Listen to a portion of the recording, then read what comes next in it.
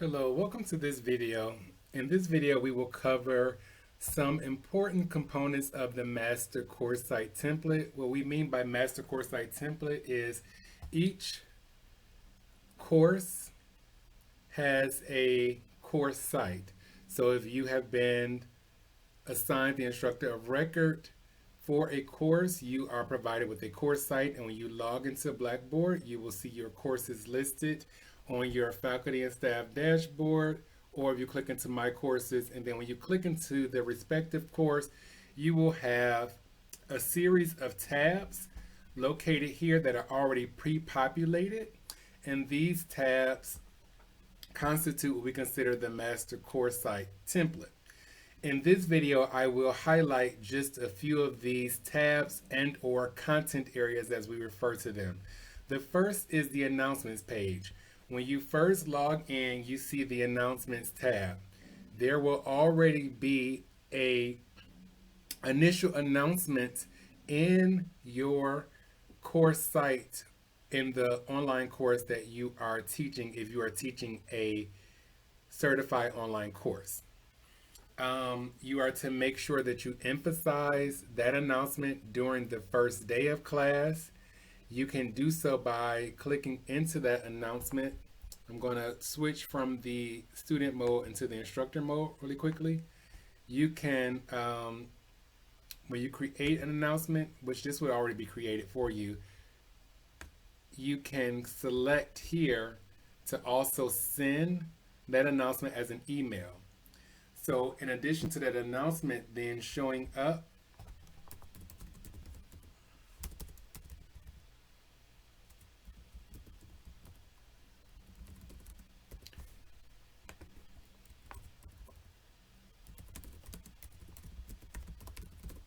if you click to select email, it will also be emailed to the recipients of the course, to the learners who are enrolled in the course.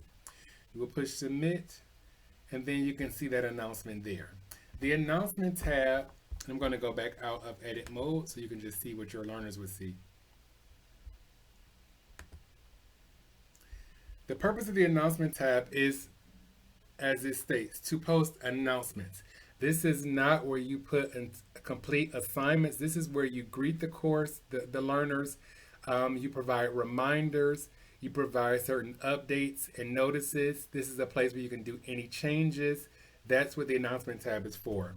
Every OTC, online certified, teach only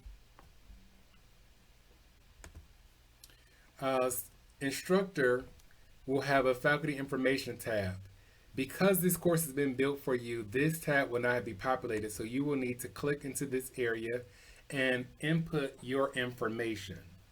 I am going to quickly go out of this master template and go into one of my courses just so you can have an idea of what kind of information you will put. So in faculty information, you would include a brief bio. You would also include how to be contacted and when, and then upload a photo of yourself because this is an online course, and this would not have been done for you because the course has been built, so you will have to do this yourself when you actually are assigned an online course.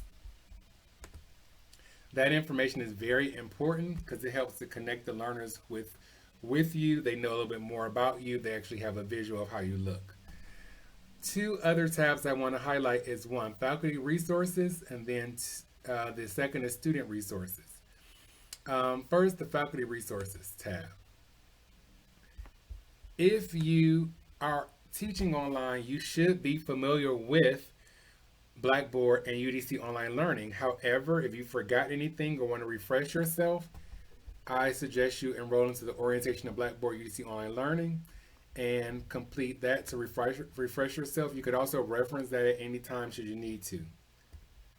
We provided a universal syllabus template. You can use that in any of your courses, but just know that's available for you.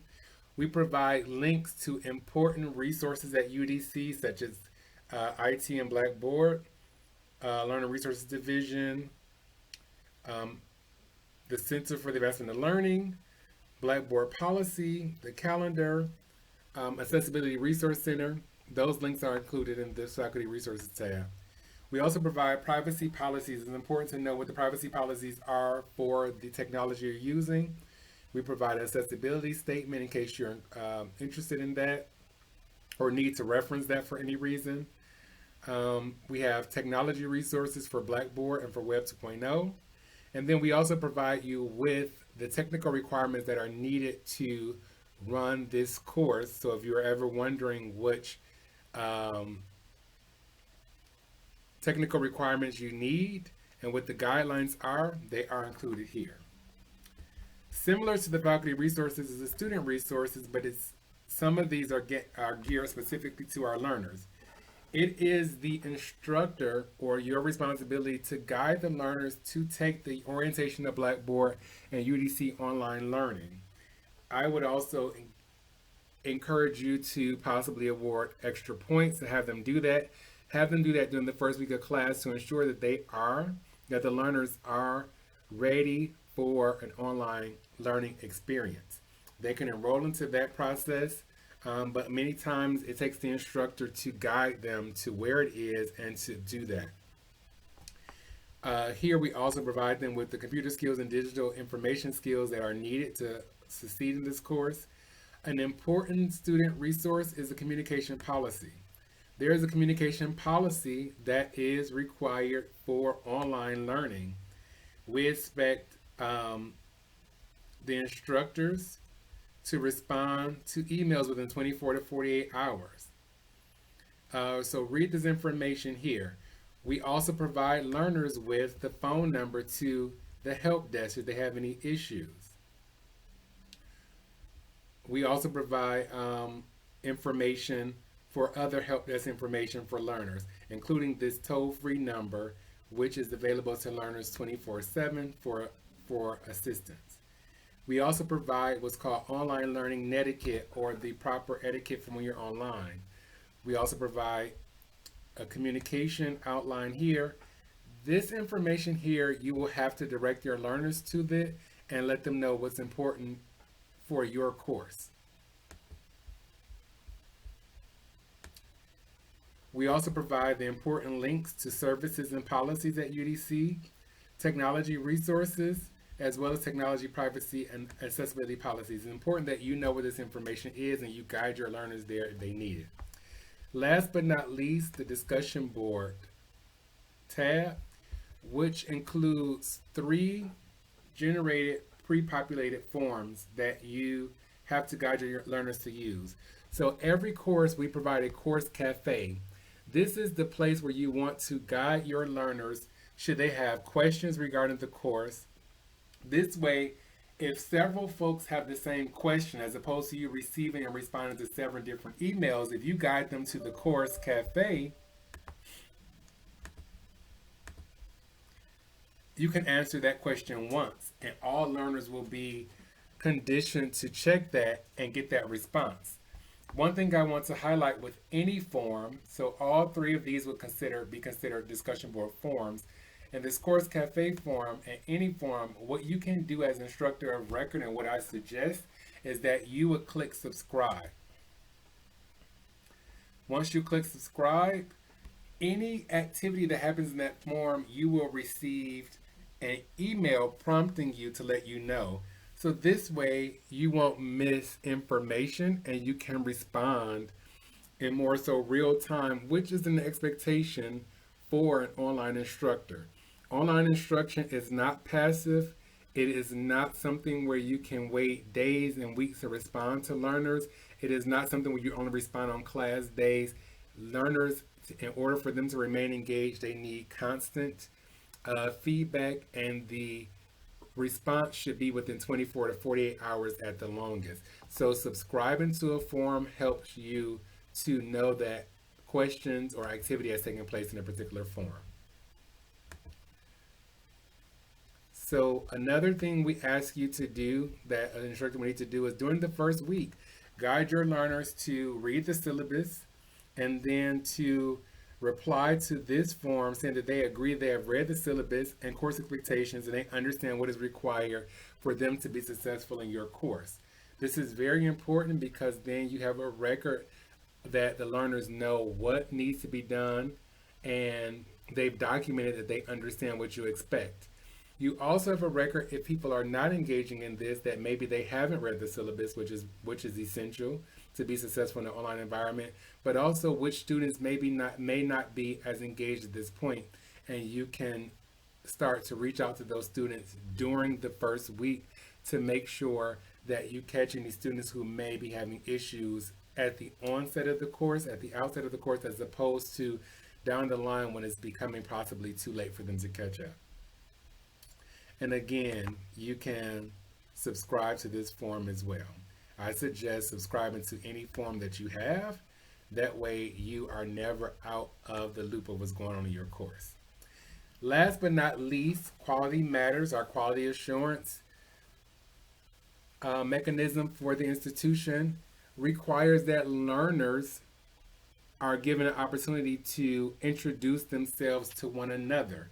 We have provided you with an introduction form. You can use the one that we have where they can welcome themselves by introducing themselves, putting their names, which pronouns they prefer, he, she, they, to make sure the classroom is inclusive.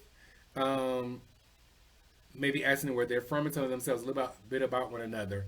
Or you can do you can use the same form, but you can edit it. And when you push edit, you can put in your own instructions here as to what you want them to say or respond to. And I'm going to show you an example of what I did and do in a course. Also, remember, subscribe. You definitely want to subscribe to that form because you should be responding to them, which is a simple welcome to the course. Thank you for sharing maybe something you have in common or something you learned about them through their introduction. So I'm going to show you in one of my courses what I asked the learners to provide in the introduction.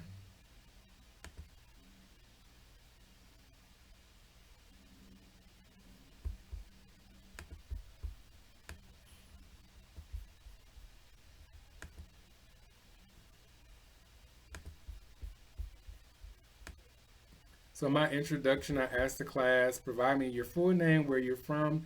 It's a graduate course, so I asked them where they complete their undergraduate studies.